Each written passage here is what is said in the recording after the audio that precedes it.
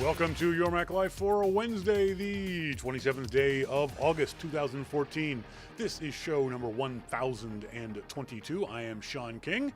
Thank you guys very much for joining me here, whether you're listening to the show live tonight or via the archive. First off, I'll say a big thank you to the folks at Amplified at 5x5, at Dan Benjamin and Hattie Scott, I believe her last name is Scott, over there at 5x5, for letting me do Amplified this morning. I filled in for Dan Benjamin this morning at 5x5.tv /amplified, filled in as Dan's doppelganger replacement for a little while. And I guess I did it okay. They had me back next week, which is kind of cool. I kind of like it. It's a different show. If you ever had a chance to listen to it, it's kind of like what you were going to hear from Jim and I, but a little broader topic sometimes. We talked about music a lot. We'll talk about Jim, because I'm fascinated by Jim and his music career. Not career, but his music hobby. I can't carry a tune in a bucket. We talked about that on Amplified. So thanks again very much to Dan Benjamin and those guys for letting me do that on tonight's show. As I said, we'll be talking to Jim Dalrymple of The Loop at loopinsight.com. We're going to be talking about 13-inch iPads and the tablet's collapse and the connected device. You may have seen a story today that a company is one of the first to start selling these, for lack of a better term, connected door locks. It kind of replaces your own door lock. And to unlock the door, you use your iPhone. You push a code in. One of the cool things about this kind of concept is that you can then give your code to other people to let them get into your house, whether it be your neighbors or your kids or your maid or the delivery guy. And you can change the code. And right now, to change the keys on your house locker is a pain in the butt. But you can change this code on a regular basis. But this is the beginning of connected devices, personally connected devices, not just the connected car or iPads, things like that, but these kinds of connectivity. We'll talk to Jim about what he thinks about that. We're also going to be talking about group photography versus private photography. A friend of mine, who I can't tell you his name is, he's very important to Apple on the Aperture team, is all I'm allowed to say. We were talking about this, and he said some really interesting stuff. So we're going to talk about that on the startingpointphotography.com segment a little bit later on in the show. We'll also be talking about a couple of photo walks I'm doing that you can participate in too, sort of indirectly. 500pics.com is doing a photo walk on September 6th, Saturday. And Scott Kelby's Worldwide Photo Walk is happening October 11th on a Saturday. And you can join up literally on both those around the world. You don't have to be here in Vancouver. You can be in Madrid. You can be in New York. You can be in Tallahassee. It doesn't matter. There are photo walks somewhere near you. So if you're interested in that stuff, listen to the show a little bit later on. I got into a little bit of a Twitter argument, not a fight per se, but Twitter argument. Did you guys hear the story of the United Airlines flight from Denver to Chicago, where a United Airlines flight from Newark to Denver was diverted to Chicago's O'Hare Airport after two passengers, both sitting in the Economy Plus section, began arguing because the man prevented the woman sitting in front of him from reclining her seat. The man was allegedly using a knee defender that locks onto the tray table in the back of the seat, making it impossible for the person in the front to recline their seat. The device is banned on United, but the Federal Aviation Administration leaves up to individual airlines to set the rules for the device. According to law enforcement, the man used the device to stop the woman in front of him from reclining while he was using his laptop. When a flight attendant asked him to remove the device, he refused. The woman directly in front of him then allegedly stood up and threw a cup of water on him. Okay, first of all, both these people are jerks. Okay, both these people are asshats. Him for using a banned device. Him for not listening to the instructions of a flight attendant, which by law you must do. If the flight attendant asks you to moonwalk through the cabin, you legally must do that. And her for getting so apparently pissy about this. Now, we don't know if the guy said anything stupid or called her a name or whatever it was, but for her acting like a frickin' 10-year-old and throwing water on this guy. Now you've got an entire plane load of people pissed off at you because you can't act grown up enough to not get into a fight over this. This is a Newark to Denver flight. That's what, 3 hours? Maybe? Let's say it's 4. 4 hours. So for 4 hours, you can't recline your seat. For 4 hours, you can't use your laptop. Guess what? Life's tough. Get a helmet. Now, that brought up a whole discussion on Twitter with regards to somebody, there was a New York Times article where the guy claimed he had a right to recline the seat on his plane. No, I'm sorry. You don't have a right to recline your seat. It's not enshrined in the Constitution that you have a right to lean back in an airplane seat. You have the comfort of it. And by the way, it ain't all that comfortable. We're all trapped in the shiny metal tube of death. We're all, flying nowadays is an awful, awful procedure. Everything from when you get dropped off at the airport all the way to the other side when you get picked up at the other end. Everything is awful. It's emotionally, physically, mentally draining. It's the security theater. It's fear of any number of freaking things that may or may not happen. It's bad air and too close to strangers and. So we're all in the same flying shiny metal tube of death. We're all equally uncomfortable. Unless, of course, you're flying first class, in which case I hate you. So why not try to do something that makes it a little less uncomfortable for everyone involved? If we're all at 100 on the uncomfortable level, if you add 2, because this is a zero-sum game. If you add 2 to your comfort level, you subtract 2 from the guy behind you. All right, so if you lean your seat back and the guy behind you now can't use his laptop, or your head is in their lap, or in my case, your seat is now slamming against my knees, you are a little bit more comfortable. I am more uncomfortable. Is it worth it? Why bother doing that? At the very least, folks, when you get on the plane and sit down, and once the seatbelt sign goes off, look behind you. Ask the person, would you mind if I put my seat back a little bit? Don't just push the button and slam back. I've had people do that. And I've also slammed their headrest and going, hey, don't do that. Don't slam back so fast. Or you get people who sit there and they fidget for the whole flight. And as they're fidgeting, that seat is banging up against my knees. Every time they move, it slams my knees a little bit more. And I had people on Twitter say, well, just buy exit row seats. Well, it's not like there's an unlimited supply of exit row seats. And a lot of airlines, those seats sell out first because they've got more leg room and are, in theory, more comfortable. But a lot of airlines also sell those airline seats for extra price. I mean, WestJet sells it for $30. An extra $30 to get an exit row seat. You shouldn't be able to sell exit row seats. Exit row seats are for in case of emergency. You should have people that you want to handle an emergency in exit row seating. You want, no offense, ladies, you want big, brawny people, male or female, who can rip that door off its hinges in case of emergency. I think that when you get into the airport and you go to the check-in counter, when you check in and they look at your ticket and they say, oh, you're sitting in an exit row.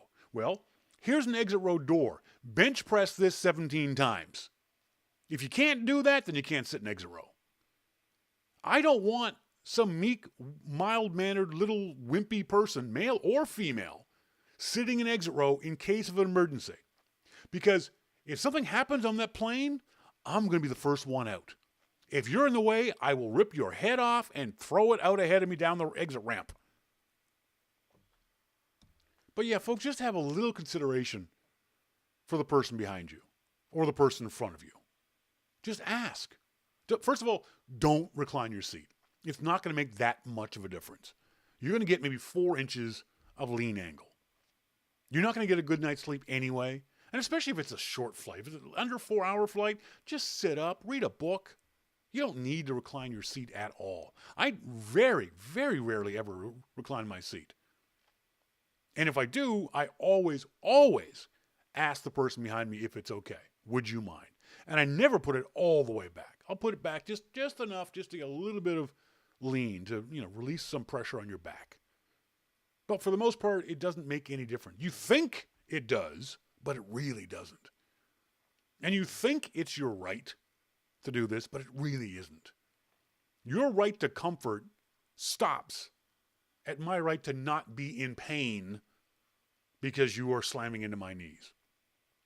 The other thing you should never do on a plane, don't grab the seat in front of you and use it to pull your fat ass up. I've had people actually bang me in the head reaching for the seat so they can pull themselves up. No, don't do that. If you have to do it gently. Don't jerk me back and forth because you got to go to the bathroom. Just cranks me up. Brian Monroe says it's the same true for movie theaters. It's less of an issue for a movie theater, if only because the seats are generally a little bit bigger, a little bit wider. But I'll sit on the aisle in movie theaters, and I hate someone who comes in late, and there's plenty of room in the theater. They'll come in late, and they'll want to sit in the row I'm sitting in.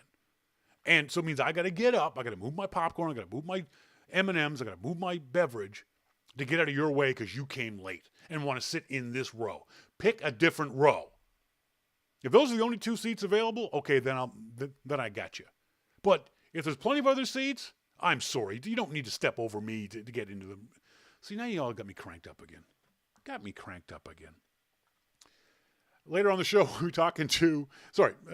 be talking about group photography versus private photography and photo walks that you can participate in no matter where you are in North America, in the world, actually, because there's 2 worldwide photo walks going on in the next month or so. We'll also be talking about 13-inch iPads, talking about connected devices. But up next, we're going to talk to our good friend Jim Dalrymple from The Loop at loopinsight.com. This is your Mac Life.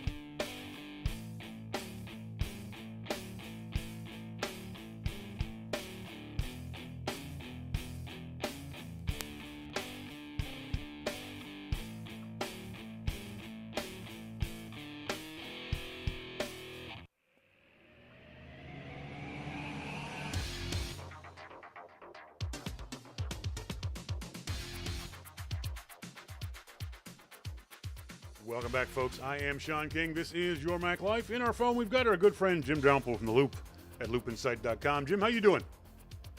Good. How are you? I feel like I just finished talking to you like 12 hours ago. I know. That's kind of weird. I don't know what the hell we're going to talk about. No idea. All right, let's talk about this. I was just mentioning it. You fly a lot more than I do. You've flown a lot more frequently than I have. Have you been following any of this reclining seat story? The New York Times has written about it. The Consumerist has written about it. Associated Press has written about it. Do you care? What is it? I haven't seen it. Oh, you haven't seen this? The whole idea is should people recline their seats on airplanes, thereby inconveniencing the person behind them? Now, you sat on an airplane and had someone push their seat back into your lap. What are your thoughts with that? Is that rude of people to do that? Do they have a right? Do they have a right to recline their seats? Well, sure, they can do it if they like, but it's still rude to recline the seat all the way back. So what I do is just stand straight up. I knock them 3 rows forward, and that's equally my right. Yeah, that's the thing that gets me too. Is people talking about their right. Well, it's also my right to intimidate the hell out of you. Then, okay? I'm just gonna poke in the back of your head. What are you gonna do about it? What are you gonna do about it? Yeah, I mean, I can if that's what they want to do. I mean, they know it's rude, Yeah. but they feel that it's their right to do. So, okay, if that's the game you're going to play, then we'll do that. Another thing that I do is just I put on some good music, and I just start tapping my foot and drive my knee right up into their back. I mean, if you're leaned back so far in your seat that my knee can get into your back, then you're too far back. Yeah, exactly. So, I don't have a problem with somebody in front of me putting their seat back, a little way and getting comfortable. It's perfectly fine. I typically don't put mine back at all. Yeah, me neither. But one of the things I was saying earlier is that comfort is pretty much a lost cause in economy. You're not going to be, quote unquote, comfortable if you're an average size or bigger person. So you have to put up with a little bit of discomfort.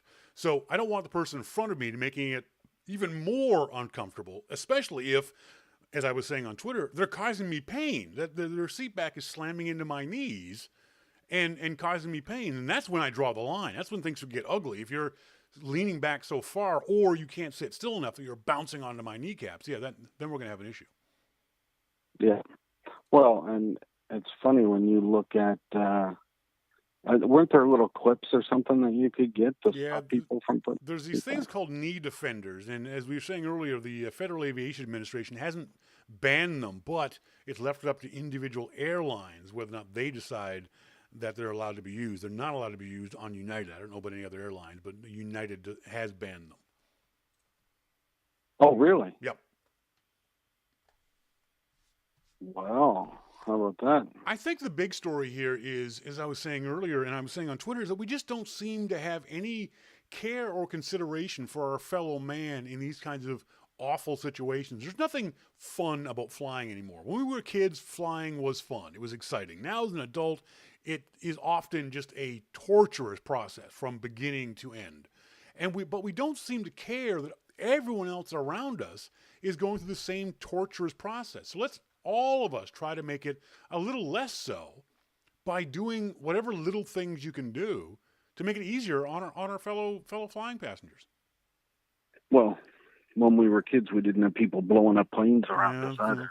Fair point. I want to talk also, I know we mentioned this on Amplify, but wanted to let the Yormac Life show listeners know about this. You folks may not realize it, but the biggest news story in Canada right now is Burger King has bought a national institution, Tim Hortons.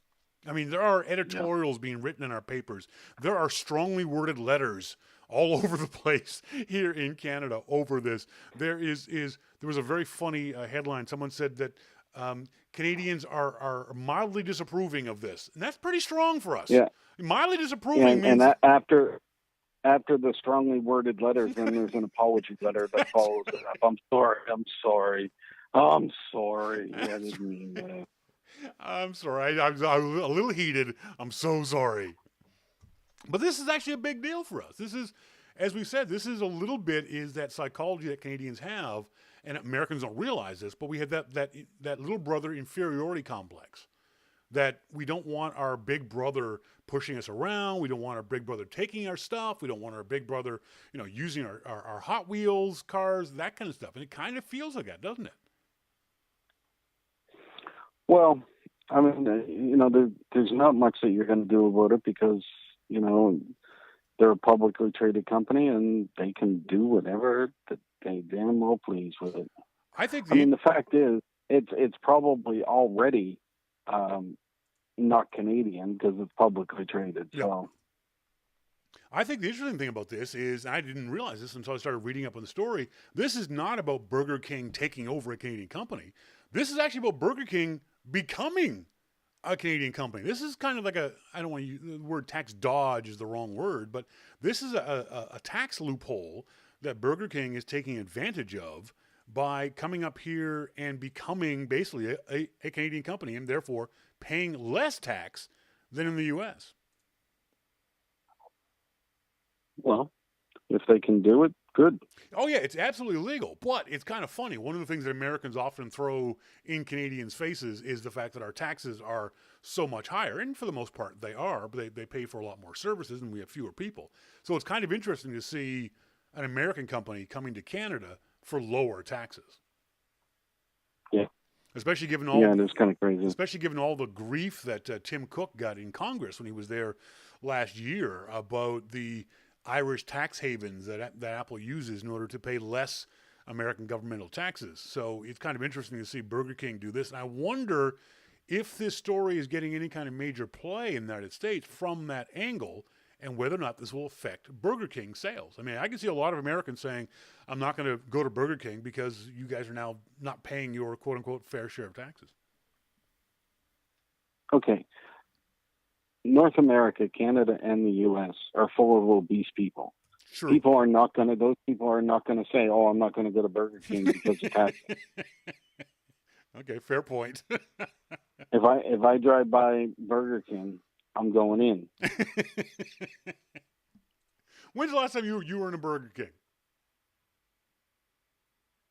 No, God, I don't know, 6 months or more. 6 months? I literally haven't been in any fast food joint probably in 10 years, except for Wendy's when I get a craving for a Frosty.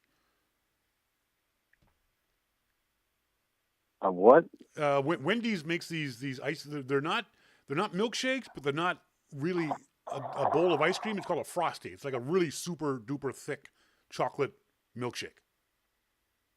Yeah, I don't know what that is. And that's the only time I've gone to a fast food place in like I said, probably about 10 years. I just don't like the burgers. I just don't like the food. Even the McDonald's fries, which as a kid, we used to love McDonald's fries. I don't even eat those anymore. Oh, McDonald's fries are the best. Didn't they change the formulation like maybe 10 years ago that changed the flavor of them? Because I remember not liking them anymore. Idiot. All right, fair enough. They're the best. Absolutely. Love them. We talked about this on Amplify, but you made a really interesting point, and I wanted to get your thoughts on this on Your Mac Life. The story, Bloomberg, Apple preparing new 12.9-inch, 13-inch iPad for early 2005. Tell the folks what you told your Amplified audience with regards to this story and prototypes. Well, I mean, it shouldn't come as any surprise to anybody that Apple has different size products that they're working on. I mean, Bloomberg could come out and say any size, and they could very well be right, because Apple has prototypes all over the place that they're testing. Now, Apple doesn't draw on a piece of paper and say, "Oh, that looks a bit big."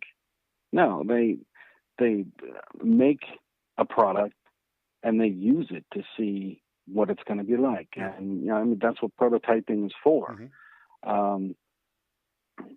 So, for Bloomberg to come out and say Apple has this 13-inch iPad, okay, they may very well. Yeah. Will it ever see the light of day? Never know.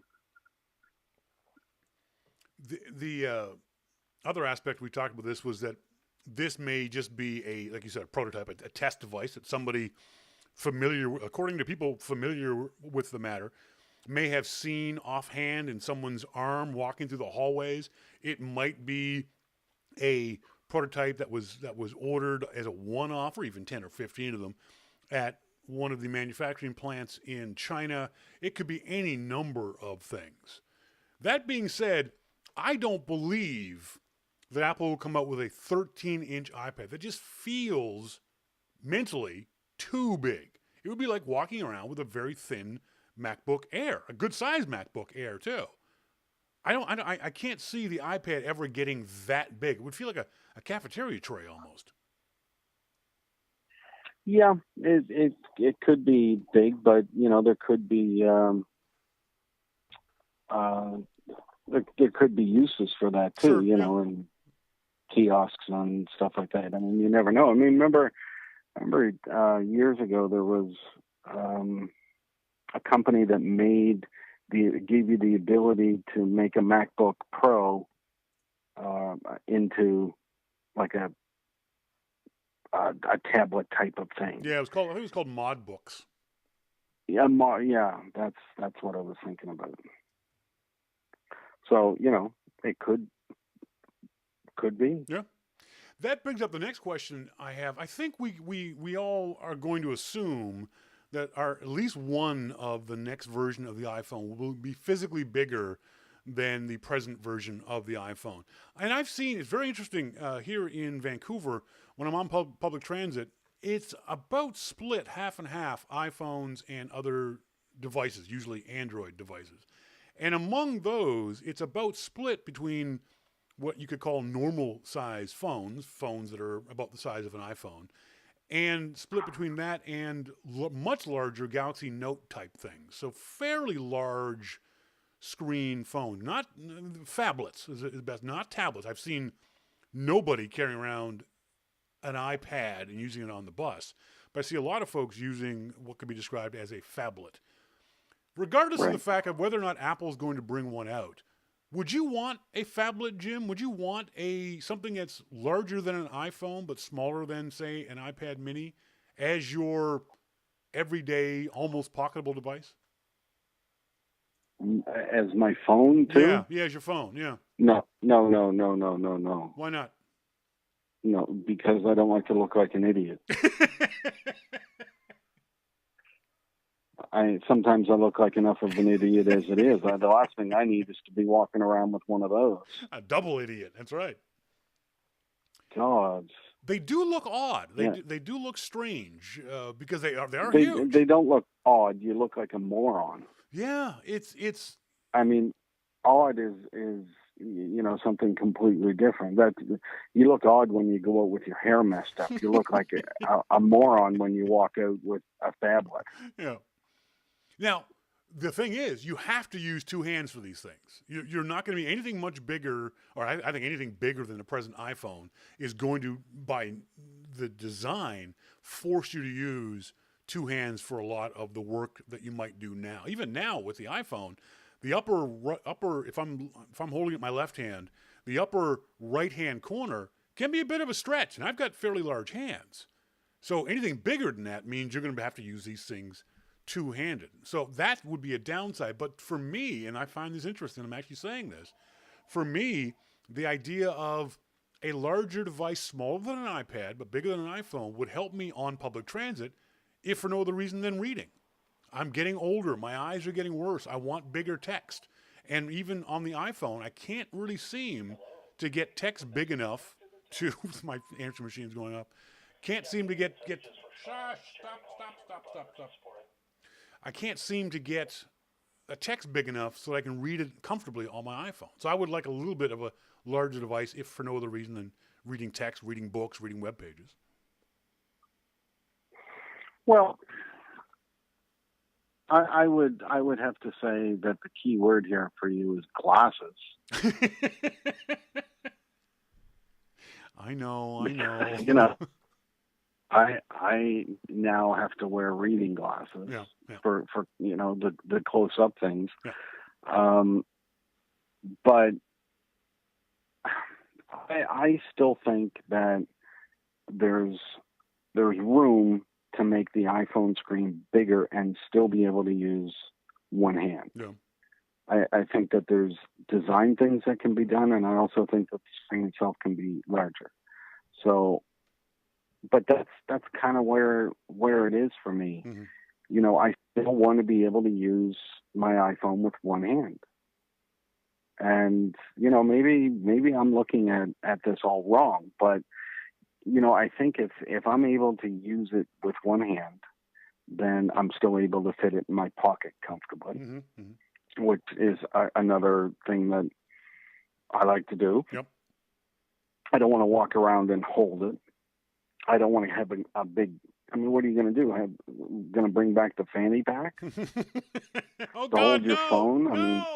You see, now you're talking like real moron. So for me, I think that there is enough room to be able to grow it and still make it usable the way that I use it now. Yeah. maybe in the future, they'll be all big.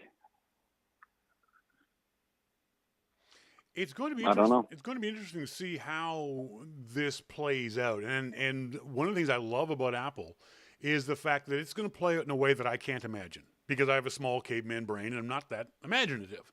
So whenever this is announced, September 9th or whenever, any other date, I know I'll be sitting here in front of my computer going, oh, that's so cool. I hadn't thought of it that way. I know Apple is thinking about this in a way that I have not. The best part about this whole story is, as I talk to folks, much smarter than me behind the scenes, you see so many of these people saying that the iPhone, the next version of the iPhone, is going to be huge, not from a physical size, but from a sales point of view. I hadn't thought of this before, but guys who track this stuff say that the upgrade eligible pool for the next version of the iPhone is larger than it's been in years. So the number of people who are eligible to buy a new iPhone is bigger than it ever has been before. And that makes sense when you think about it, because there have been more iPhones sold. There's pent-up demand for a physically larger iPhone. And the third thing, and this is something I've been saying for 5 years now, and it's coming true, Apple's, for lack of a better term, fortunes in China are improving at just the right time. Apple will sell, in the iPhone 6, I believe Apple will sell at least as many iPhone 6s in China as they will in the USA over the next quarter of iPhone 6 sales. I think China is going to be that big for Apple when it comes to iPhone 6. Yeah, maybe. There is so much building up to this. This is a huge tsunami type wave that's getting ready to crest and burst onto the shores of Appledom. That it's going to be really interesting to see. And the biggest problem Apple's going to have is supply. If a new iPhone is announced on September 9th or whenever it might be, supply going into this Christmas season is going to be, I believe, the biggest issue for Apple when it comes to being able to sell as many of these damn things as they possibly can. Well, I think that makes a lot of sense, because supply has always been the major problem, especially starting off. I mean, they could make as many as they want, and they still can't supply enough. The downside of that, though, is it always makes me kind of worried about the fact that Tim Cook is the supply guy, and yet they still have these supply issues. Well, it's just like trying to plan for, traffic. A large crowd shows up. How do you plan for that? No. You can't. You can get as many staff on and road workers and everything else and traffic cops, but if 1 million people show up where you normally only have 100,000, you're gonna have a problem. There's nothing that you can do about that.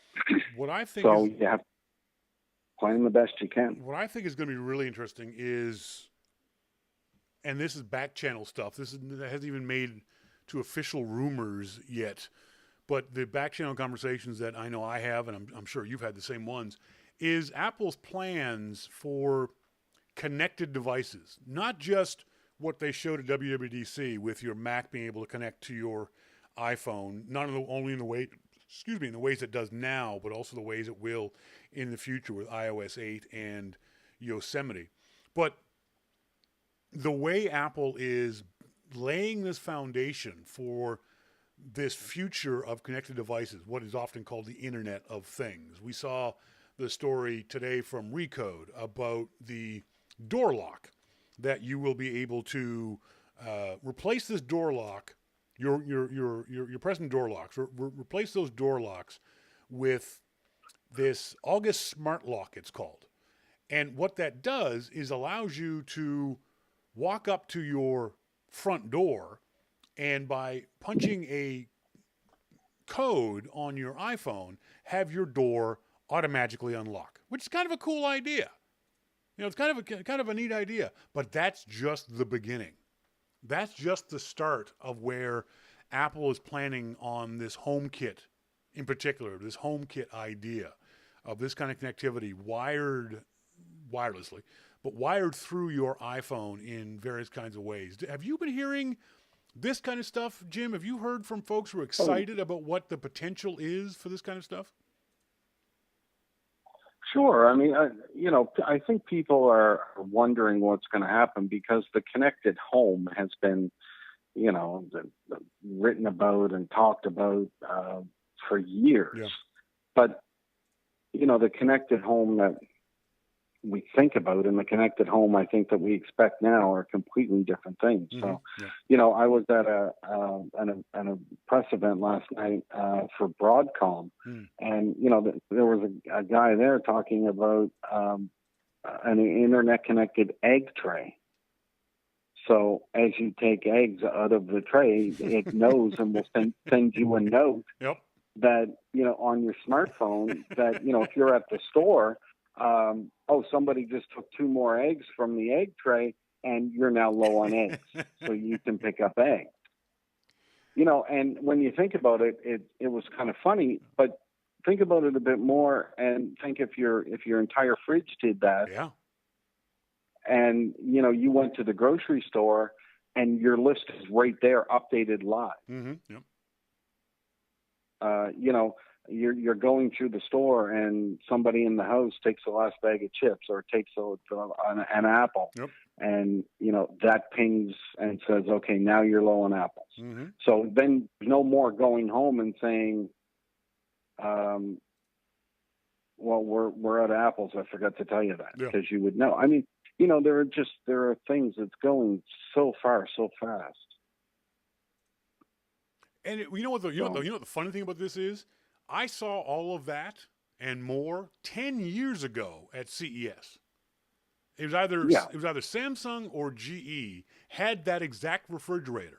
And what it would do is that time, obviously things probably changed now, but at that time you put your eggs in the egg section. You put your milk on the milk part of your fridge.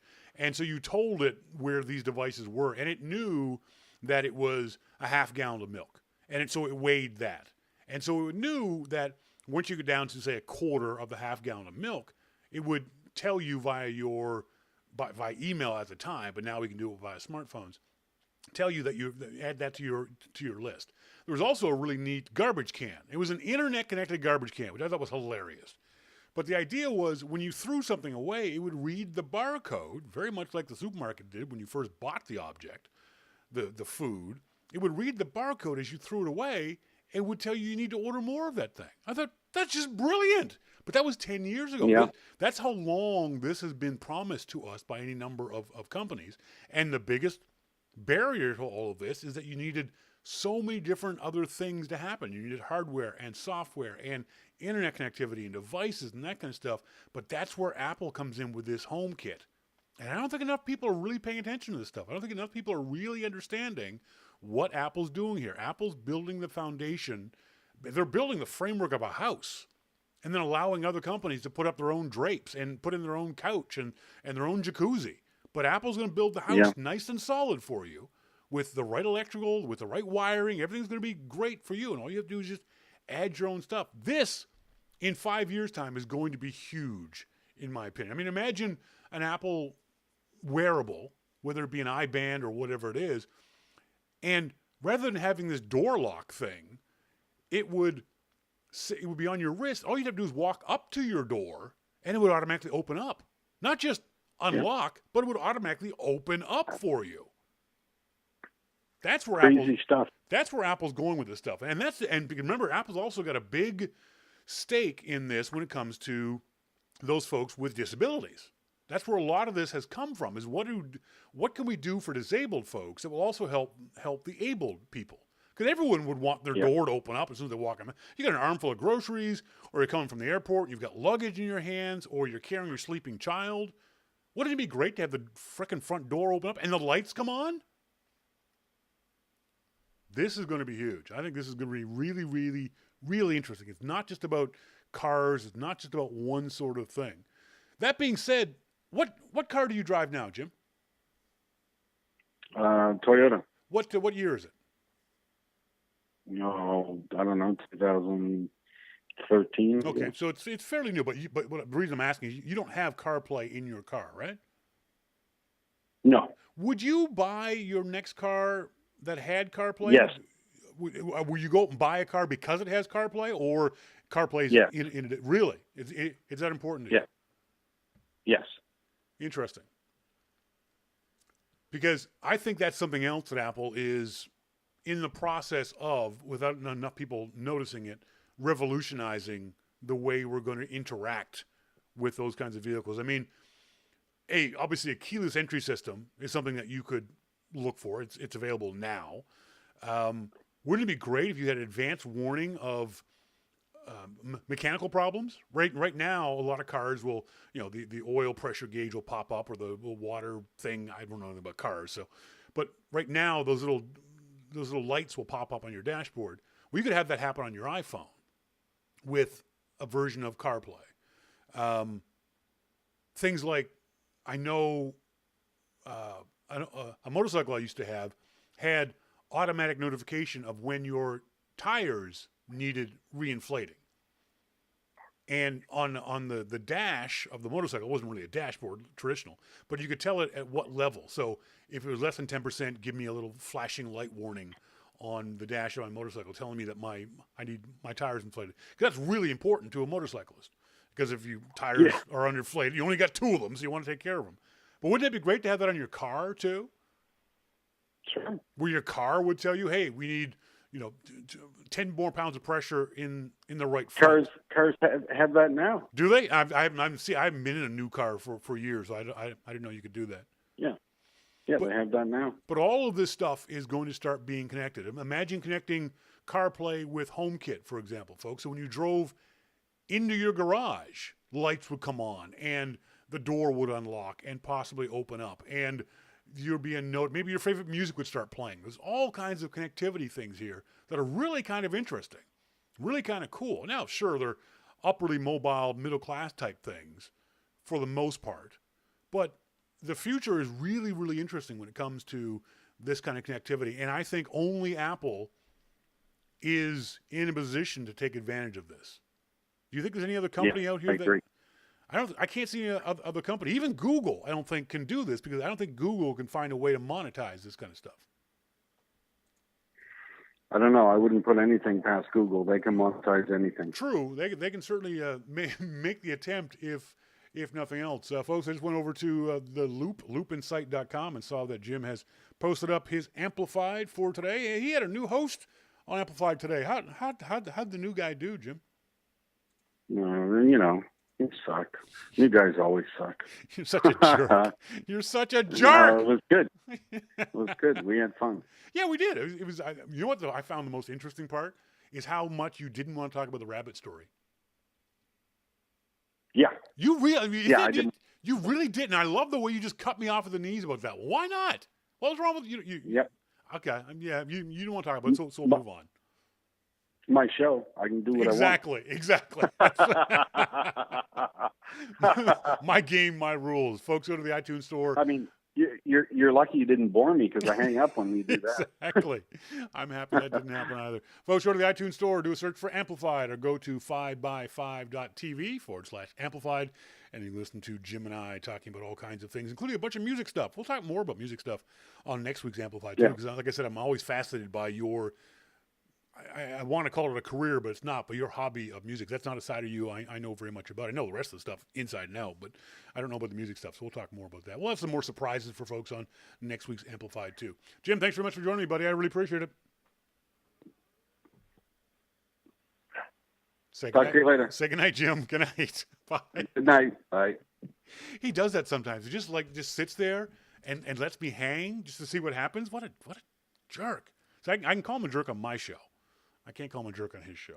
But yeah, we actually had a good time. I think we had fun. Like I said, I mentioned this to some other folks. It was a different format for me. It was more formal, isn't the right word, but there were particular ad things that had to be read. There was an opening that had to be done. There was a way of doing the show that 5x5 wants done, and that's fine. I have no problem with that. But because it's my first time doing it that way, I screwed up some things. But I think for the most part, it was It was good. I saw this over.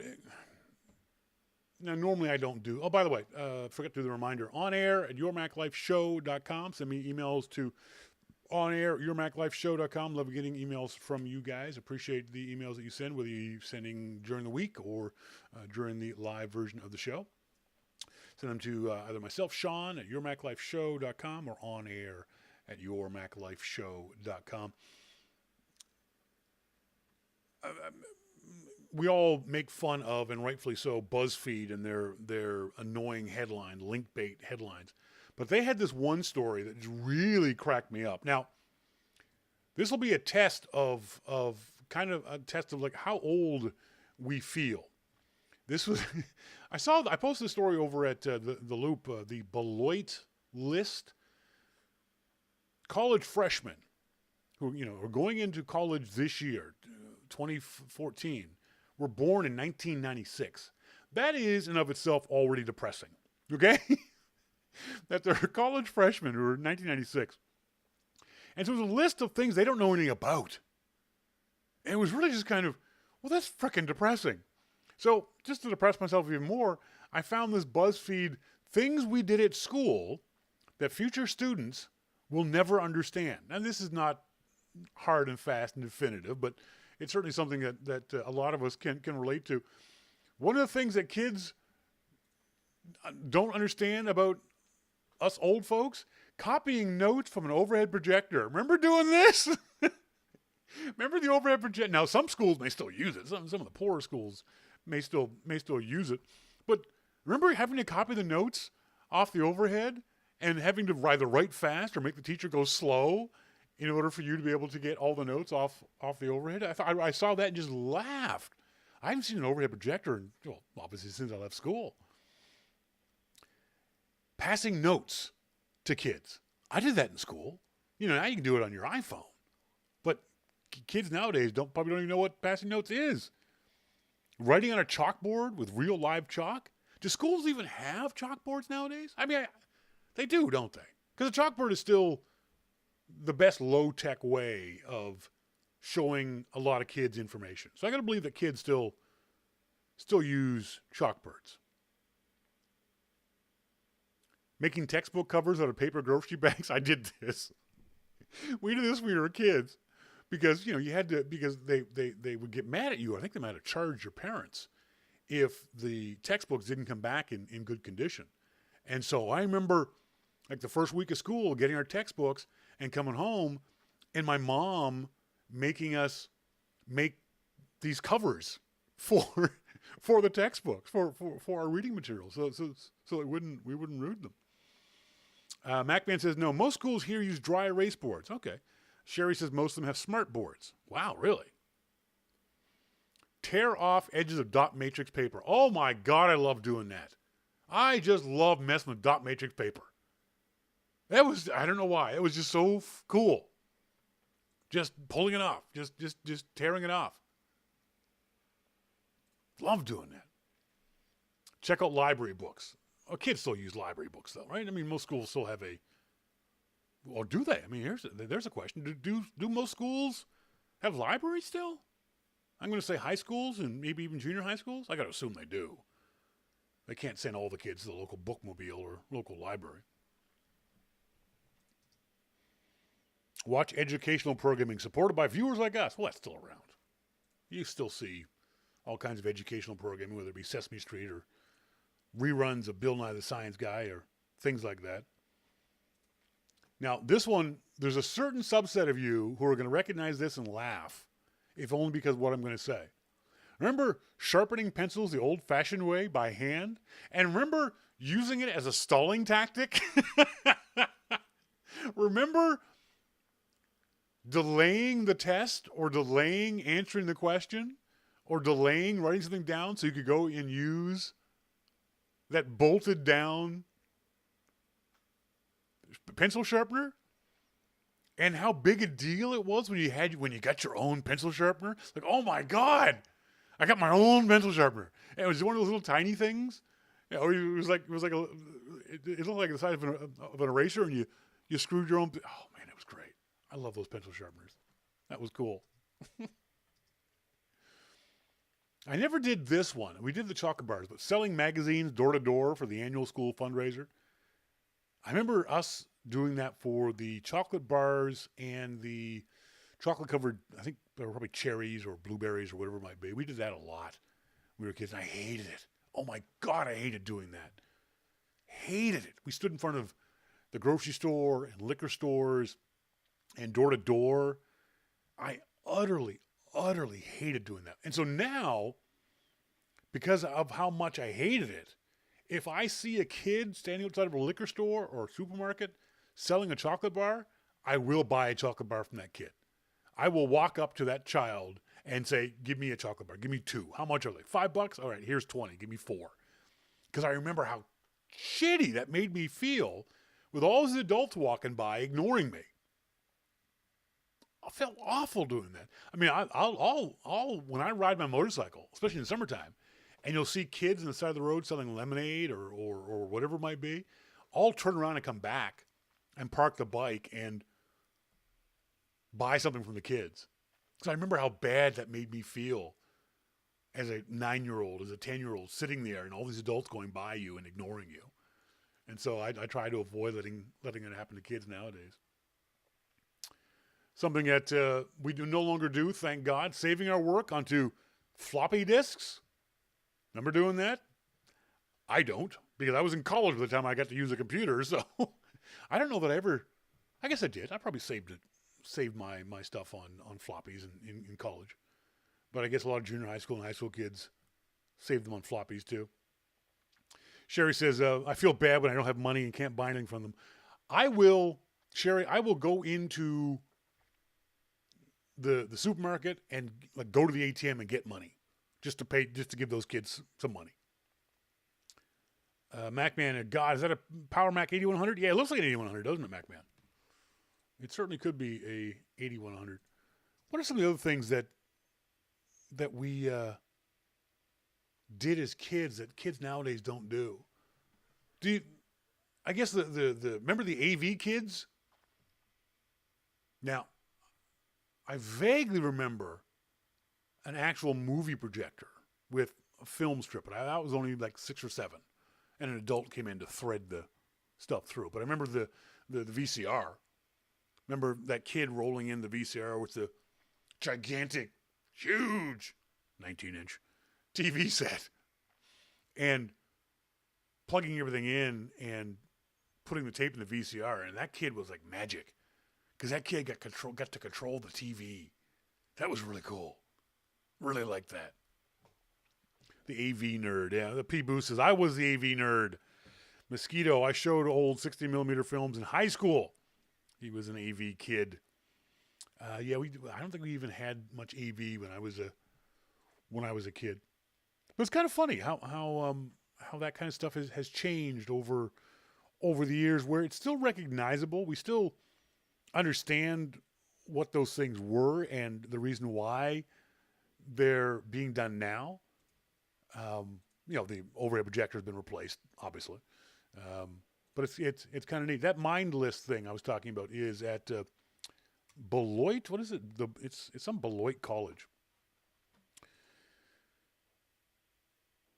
Students heading into the first year of college this year were generally born in 1996. Among those who have never been alive in their lifetime are Tupac Shakur, Jean-Benet Ramsey, Carl Sagan, and Tiny Tim. When they see wired rim glasses, they think Harry Potter, not John Lennon. Hard liquor has always been advertised on television. Hong Kong has always been part of China. Nicotine has always been recognized as an addictive drug. I think it always has been in my lifetime. There's always been a TV designed to be watched exclusively on the web. The Unabomber has always been behind bars.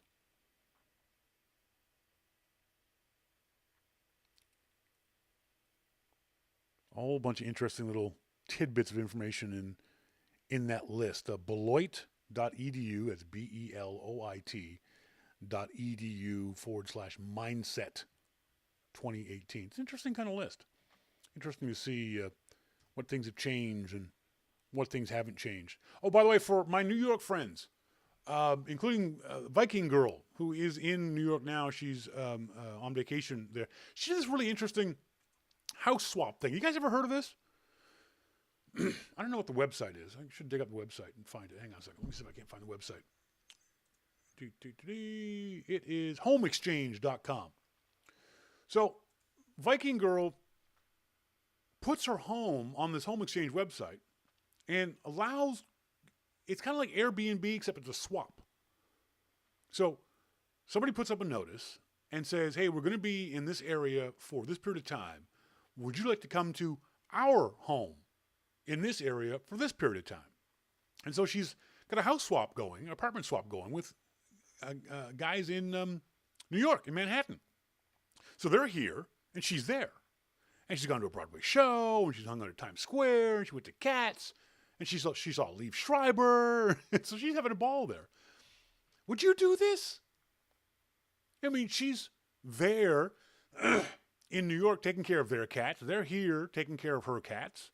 They're here driving her car. She's there driving, I don't know if they have a car. They're in Manhattan, probably not. But it's this house swap thing. I don't know, it's just kind of strange to me. It's cheap, it's free. You know, she's not paying them, they're not paying her. It's kind of an interesting idea. I don't know if I would do it though. But it is kind of cool. So anyway, I had to warn her about this. Mike Rose from TUAW wrote with the hashtag extra underwear. Notify NYC is saying, weather permitting, 2 FA-18 Hornets will fly over New York City's JFK, GWB, which I got to assume is Newark, JFK, at 2,500 feet on 8/28 at 9:30 a.m. So, New Yorkers, don't freak out, because that, nowadays, that could really scare the bejesus out of you to see 2 F-18 Super Hornets overflying your freaking city. So, public service announcement, Notify NYC is the website if you are curious. There's no explanation as to why. Does anyone know why? Anyone know why the 2 F-18s are going to be buzzing New York tomorrow? Is it tomorrow? Yeah, tomorrow. At 9:30 a.m.? That just seems like an odd thing for them to do. Why is the Navy, probably Navy buzzing New York City? In our starting point photography segment, oh, by the way, a photo walk is when you go out with a bunch of other photographers and just take pictures. It's not a class. You're not there to learn how to do certain things, although you can ask questions, certainly. It's not a specific go to this spot and learn how to take this kind of picture. It's basically photographers hanging out. And you'll have a group leader, and the group leader will just say, hey, okay, folks, we're going to walk down here. You might see this, and we're going to stop and get coffee afterwards. And they're about an hour and a half long. I go on them on a fairly regular basis. I went to Vancouver's Chinatown with a bunch of photo walkers. I went to the Orpheum Theater, gorgeous Orpheum Theater. It's a concert hall here in Vancouver. And the organizers got us a backstage access. We got to go behind the scenes of the Orpheum, which was so much fun. They're doing a BC Place one in a few weeks, where you get to go behind the scenes of BC Place. So they're kind of fun. If nothing else, it's fun. It's always fun to me to hang out with other photographers. So let me see the date, 500pics.com is the website. They are organizing a photo walk around the world. Just trying to get the website. I'll post the website in the IRC chat room. You go to photo walk. You can go to iso.500pics.com. Join a fun 500 pics photo walk in your city this month. Now, someone's calling this, I don't know if 500 pics is, but 500 pics, someone's calling this the world's largest photo walk. Well, it's not. So don't say that. But so September 6th is the date of their photo walk. 500 Pics, by the way, is a Canadian company. And so they're organizing these walks around the world. And you can be a walk leader, or you can go to the website, the Facebook page, and find a city in your neighborhood and just go hang out. Just go hang out with other photographers. And there'll be beginners, and there'll be pros, and there'll be folks with iPhones, and folks with point and shoots, and folks with DSLRs, all kinds of different kind of cameras. So mine, if you happen to be in the Vancouver area, will be September 6th at 5:30, and we're going to walk the False Creek area of Vancouver. And if you've ever seen pictures of Vancouver or been in the Vancouver area, that is the area where what they call Science World, the big golf ball, we call it, the big golf ball for the science exhibit hall is. Again, it's called Science World. It's a great spot to go walking. There's boats. It's along the water. It's a really, really pretty area of the city if you ever get a chance to go down there. It's where the Olympic Village was for the 2010 Olympics here in Vancouver. Just going to grab a photo of it and show you guys the area that we're going to be shooting in. So we want to shoot at dusk so we get this really kind of nice light in the evenings. Oh, yeah, that's right. Mr. Mark Mendez says, is it the place in the photo behind you? Yes, it is. That's Science World. For you folks watching the video, that's Science World. That's the False Creek area here in Vancouver. Really, really pretty. So 500 pics, September 6th, here in Vancouver, around the world. The other one is this is the real big one. I was on the first Scott Kelby Worldwide Photo Walk, I think 7 or 8 years ago when they first did it. I'm doing that here in Vancouver on October 11th. If you'd like to join up, you can go to Kelby1/photo walk, and these guys has Sly, Macman says, is the cauldron still there, or did they move it? I don't know where the cauldron is. Sly, could you help out with that? I don't know where the cauldron was. So Scott Kelby's photo walk is October 11th, and it's all during the day, all around the world. 700 different locations around the world. And again, I'm doing one here in Vancouver. So a friend of mine who, like I said, is involved with Aperture,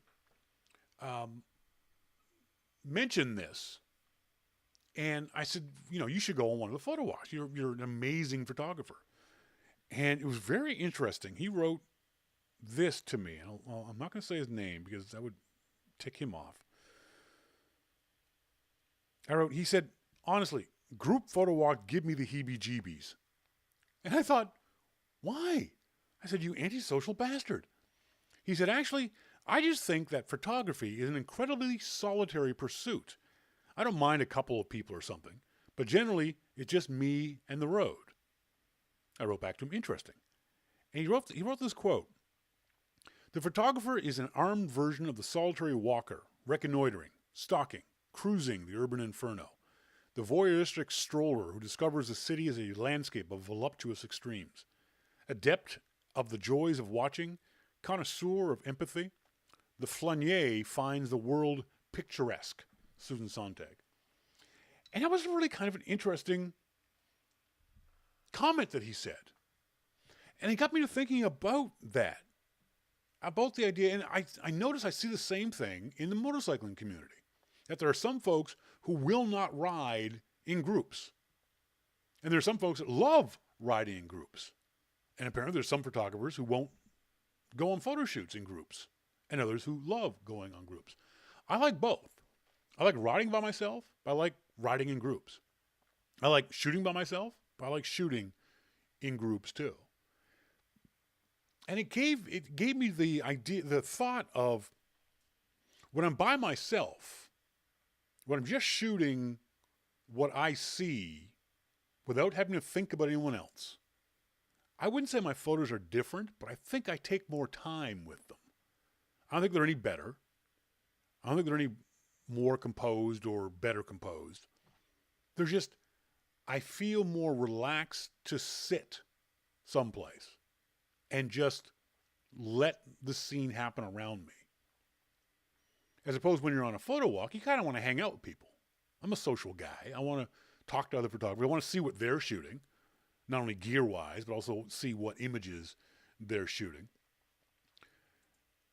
when I'm by myself, I think one of the things I feel like I can do is I'm more comfortable going places that I wouldn't go with another photographer from the point of view I wouldn't want them to get in trouble. You know, I have no problem going around a corner and down a hallway and through a door when I am shooting by myself. I don't feel any need to worry because either A, I can talk my way out of it, or B, I get arrested and thrown in jail. Not that big a deal. Been arrested before, been in jail before. Not that big a deal. So it's kind of like I'm freer to do what I want to do. But when I'm with other people, you can sort of get, what's the lack of a better term? You can get inspired by other people. Other people, you know, there was, I was at the Orpheum this past Saturday. When was I at the Orpheum? This past weekend. The Orpheum is this gorgeous, gorgeous theater here in Vancouver, and there was all kinds of nooks and crannies and levels and views of the Orpheum that, as I watched other people shoot them, I thought, oh yeah, I should go over there and take that picture too, because they found a really neat spot. And it was fun to look around and talk about the room with other people. The fact that I was seeing something, there was one shot that I'm really surprised that I don't think anyone else saw, even though other people were standing there with me. So if I can't pull this shot up for you guys. There's this wonderful curve of the auditorium in the seats. And you've all seen this curve in an auditorium. But it was mirrored above it by the lights and the ceiling and the shadows and things like that really made me think that was a really nice shot. But I was surprised to see so many other folks didn't get the shot. So it was kind of interesting. So I like the idea of both kinds of shoots. What kind of photographer are you? Are you a solitary photographer? Do you go out and shoot just by yourself? Or do you like going out with groups of people? Mosquito says something interesting. I wish I could be the kind of photographer that Shawn is, but my inclination is to avoid intruding on people's faces somehow. Sherry says, same here, Mo. I'm too afraid of confrontation. It's an interesting statement, guys. My response to that would be, one of the things I do, if you notice my, I'm just trying to pull some up here. My shots of, say, the salsa dancers. I had a blast the last few weeks going to Robson Square and checking out the salsa dancers. They're gorgeous, hot, sweaty people. I mean, that was just so much fun. Just watching those folks was just an absolute blast going there. But I'm in a public place, so I'm not worried about whether I'm allowed to take this photo or not. That was never a concern for me. But for the most part, I'm taking those shots from far enough away that the person generally doesn't see me. They don't notice that there's a guy over there pointing a camera at them. I rarely shot anybody who was looking directly at me, or if they were, it was a complete accident. You notice most of my shots are three-quarter face shots. Or if it's a full face shot, the person isn't looking at me. They probably can't even see me. So you can take shots that I take easily. Just one of the things you do is get a longer lens. All these shots were with a fairly short 50mm lens and then cropped tighter. But most of these folks probably didn't notice me. Although, you know, some of them did notice me because I'm 6'3", standing with a big giant black camera. But Sherry says I'm too afraid of confrontation. So am I, Sherry, interestingly enough. And Vito and Viking Girl and a lot of other people who've gone out shooting me know this. I would never be able to walk up to a complete stranger on the street and say, hey, you've got a great face. Would you mind if I took your photograph? I could never, ever do that. I would like to. I would like to become a better street photographer where I could do that. But for lack of a better term, I'm too shy. But it's funny, if I'm with somebody, I can do that easily. A few months ago when Vito Mori was in town, he and I went down to the Vancouver Public Library. And it was very easy for me to walk up to somebody with Vito there and say, hey, would you mind if I took your picture? When Viking Girl and I are out shooting, it's easy for me to walk up to them, a person, and say, hey, do you mind if I took a picture? When I go on my photo walks, I tell the people in the photo walk, hey, if there's someone's picture you want to take, let me know. I will walk up to them, introduce myself, introduce us as photographers, and ask permission to take their picture. If I'm with somebody else, I can do it. So Mo and Sherry, maybe that's something you want to do, is go out on a photo walk. Go to meetup.com and look for photo walks in your neighborhood, in your area, in your city, and go with one of those groups of people. It's a lot easier to do it in a group because certainly it's less intimidating. You know, it's unlikely someone's going to get mad at you and yell at you and scream at you when you're standing in a group of 20 photographers. But maybe that'll help get you the confidence. But believe me, I don't do it by myself either. I could never just walk up to a complete stranger. I mean, there's the two pictures of these beautiful girls here at the salsa thing. I love this shot of her looking over her friend's shoulder. But I couldn't have walked up to her and said, hey, would you mind if I took your picture? So yeah, look, what are your thoughts about shots? It's interesting to hear from Brian Monroe says, Shawn, I've heard from other photographers it's a great opening line. Sorry, Brian, what's a great opening line? I don't think did you write what it was? I don't see it in the IRC chat room. Sorry, I'm behind the IRC chat room. Just scrolling up, Brian. Nope, you have to resend it, Brian, if you'd like. But yeah, if you're interested in the group photographies, the 500 pics one is September 6th. The Scott Kelby one is October 11th. If you want any more information on either of those, you can always send me an email to Shawn@yourmaclifeshow.com. I'm doing my Prince George seminar on the 20th of September.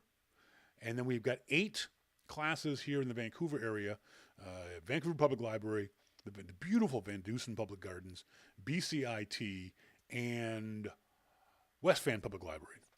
8 classes through October and November. And if you want more information about that, go to startingpointphotography.com. Brian says, it's a great way to get girls' numbers, that is. Ask if you can take the picture, it breaks the ice. Yeah, I don't ask for their pictures. I just give them a business card. If this particular, this beautiful woman at the salsa thing, I loved the way she moved. I loved the look on her face. I think this was a great shot I took of her. The other shot I took of her that I really liked was, I'll make this one full screen for you guys. And she just happened to be looking right at me. She was just stunning. And I walked up to her afterwards and gave her a business card. I said, hey, I'm a professional photographer. Here's my business card. I took some great shots of you. If you'd like, please send me an email and I'll send you the shots. Same with this couple here. These two were my favorite couple. This older guy. And most of the time, guys can't pull off that hat, but he pulled that hat off. That guy was cooler than the other side of the pillow. That dude was slick, man. I liked him. He was fun to watch dance. Him and her. They were a really good couple to watch dance. She was beautiful. They were both looked to be in their mid 40s, maybe early 50s. Really, really good dancers. Really fun to watch. Same with them. I walked up to them afterward and said, "Hey, I love shooting you guys. Would you mind?" And then hand them a business card and said, "If you'd like, here's your business card." This couple here, Nina and Greg, were also amazing dancers, and they are professional dancers. They actually teach dance classes here in Vancouver. And the previous time I went, I sent them the photos, and they said, "Oh wow, they're great. Could you take some more photos of us?" So I took some more headshots of these two guys and dancing shots, and loved the way they moved and the way they looked together. It was really, really fun too. The other thing about shooting them again was, and I didn't realize this, they move a certain way. And when you watch them after a period of time, you can sort of anticipate what they're going to do and how she's going to move and when he's going to dip her and when to get the shot. And that was kind of fun, sort of getting in sync with them and the music. 'Cause I'm not a dancer. I've never danced in my life. I'm 2 left feet, blah, blah. My first shoot, I missed a lot of shots because I didn't know where they were going. But this one, because I was more in tune with the style of dancing and with their movement, I got better shots because I could anticipate more of how they were going to move through the space. So that was kind of cool. Let's do some emails. Email is, as always, on air at yourmaclifeshow.com. Send me emails during the week or anytime that you would like. I love getting emails from you guys. Following up on the conversation about depression we've been having, again, I'm not going to read these names. There are a few podcasts that I listen to along with YML that keep me up to date. The time I have available to listen to podcasts each week is not enough to keep up with all of them, but I do finish yours before trying to find the time for the others. The reason yours is my first priority is not because of the news, but because of the entertainment value. You're a great storyteller. You tell it like it is, but most of all, you make me feel like a friend. That's very kind of you.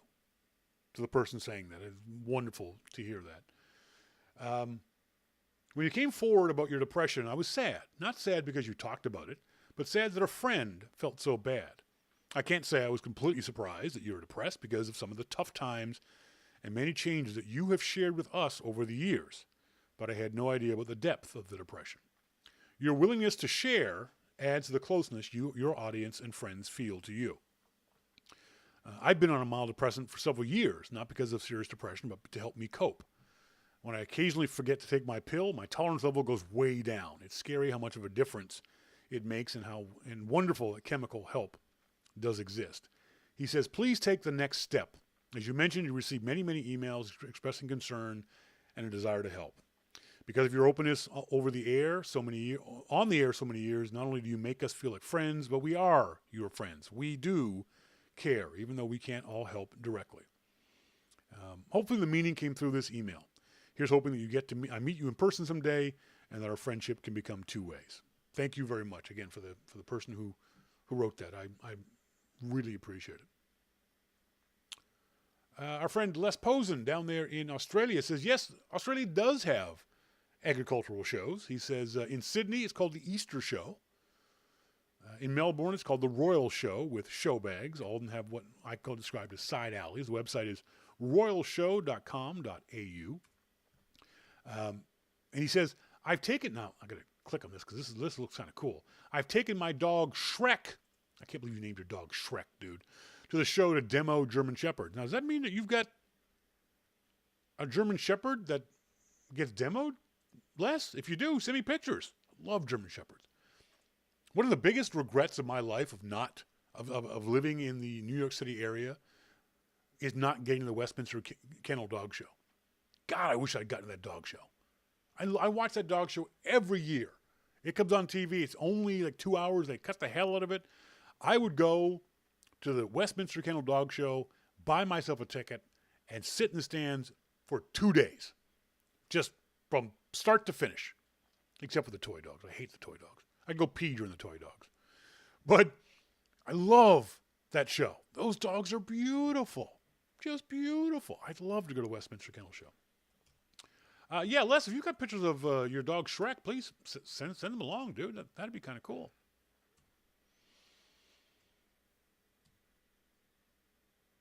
There's a whole bunch of the depression ones I'll get to over time. I'm not going to read them all at once.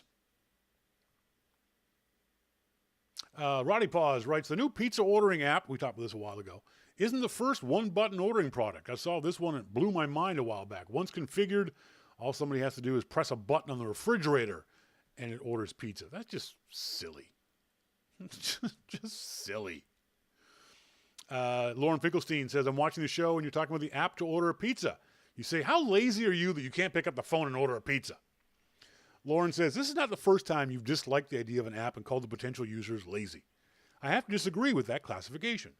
Taking advantage of a convenience doesn't make you lazy.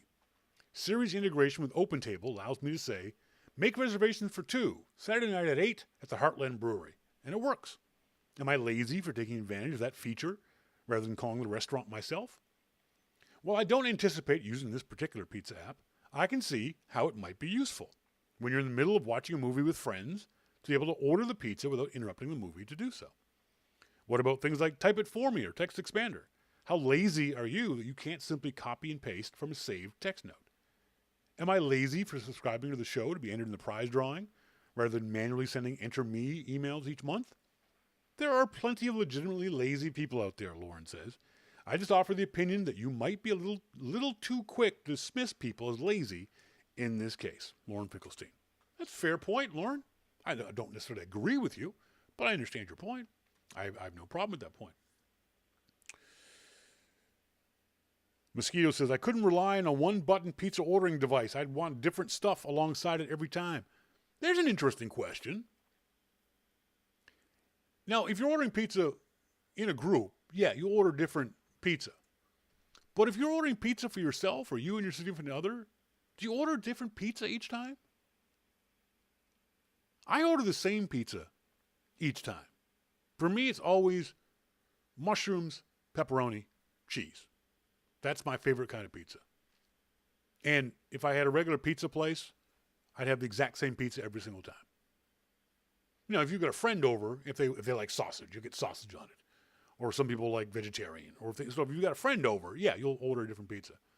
But for me, yeah, I'm just thinking, I actually came home late a couple nights ago and had gas station pizza, which is weird, I know. But back up. We have these gas stations that have little pizza franchises inside of them called Fresh Slice. The pizza was okay. Wasn't great. It was okay. And I had my pepperoni. But they didn't have pepperoni mushroom, so I had 2 pepperonis and 2 pesto pizzas. They were good. They weren't fantastic, but they were, 10 o'clock at night. I was hungry, wanted pizza.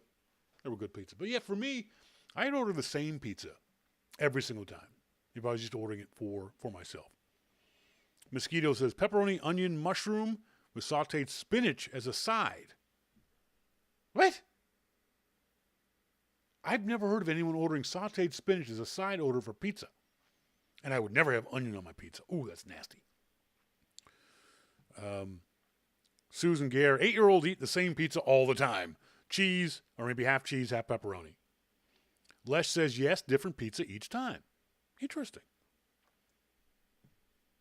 Arc sign, pepperoni, sausage, mushroom, deep dish, done. Sherry, spinach pizza is my fave. I never had a spinach pizza until I was in Italy. And we ordered spinach, tomato, and mozzarella. Oh my God. Oh my God. And I'm a meat-loving guy. I like my meat on pizza. I mean, I can eat a whole meat lover pizza all by myself. But spinach, I think I had some pesto on it. But spinach, mozzarella, fresh buffalo mozzarella, tomatoes on this insanely thin crust with just a brushing of tomato sauce. Oh my God, that pizza was so good. I'd never had real Italian pizza before. Our North American pizzas, you have deep dish, you have Chicago style, you have New York style, you have thin crust, thick crust, that kind of stuff. But the true Italian pizzas are really paper thin, naan bread thin. Have you ever had naan bread or pita bread, even thinner than pita bread? And just simple stuff. God, I can smell it now. Okay, I have to go. Make pizza.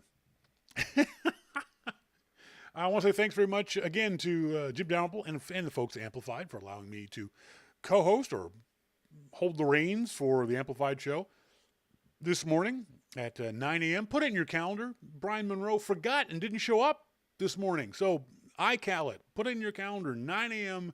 next Wednesday morning. You start off your double dose of Dalrymple Day. We'll be on Amplified with him at 9 a.m. live on 5x5.tv/live.